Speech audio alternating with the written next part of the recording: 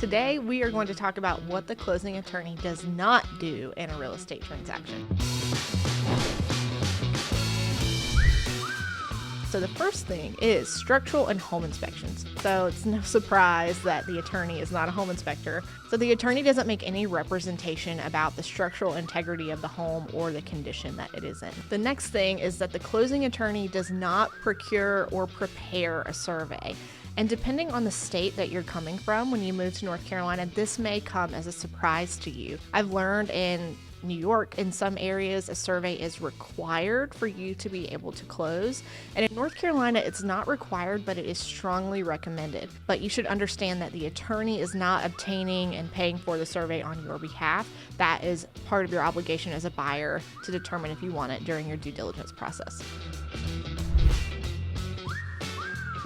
Next are environmental issues. So much like the attorney not making any representations about the structural integrity of the home, the closing attorney also does not know and does not make any representations about whether there are any environmental issues present on the property or if the property is in compliance with environmental laws and regulations. Next, let's talk about flood zones. So, if you are getting a loan when you're buying property, the lender is most likely going to require that you get a flood certification to find out if your property is in a flood zone. If you are not getting a loan, a surveyor can help you with that process as well. But the attorney does not know whether the property is in a flood zone or does not make any certifications about whether the property is located in a flood zone. I feel like this video is maybe turning into the list of the things that attorneys don't know.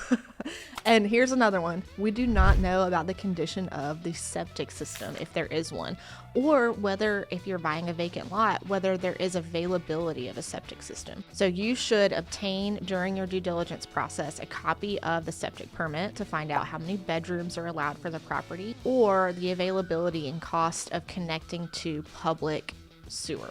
Another thing to think about during due diligence that is not part of the attorney's scope of work is zoning and determining whether your intended use of the property fits within the zoning.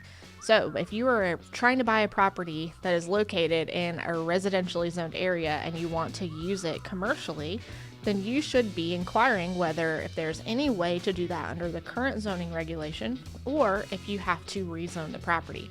That's something that I personally would recommend you do before even submitting an offer.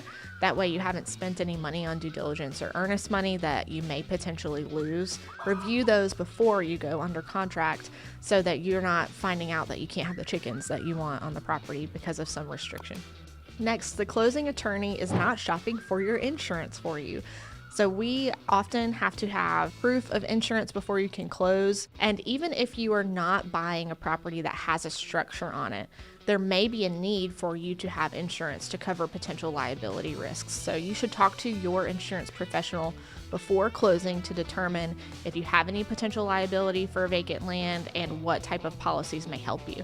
And finally, the closing attorney is not making any representation about the value of the property. Sure, we can find what the county says is the tax value, whether that's been reassessed recently or not, but that doesn't mean that we're certifying that the property is worth a certain amount. So we're just looking at the publicly available records and saying, okay, the county says that the property is worth this much for tax purposes. So you should, during your due diligence period, obtain an appraisal of the property so that you can determine what the market value is. All right, that's the long list of the things that attorneys don't do during the closing process. Always look at your engagement letter so that you can see the scope of the attorney's work. So I may not have talked about every single thing that the attorney does and does not do here, but this is a good list of things to keep in mind, especially if you're moving from a state that's not North Carolina, because you may be surprised to find out that the attorneys in North Carolina don't engage in certain things. Hopefully you learned something today. Again, I'm Tiffany Weber at Thomas & Weber, and I'll see you in the next video.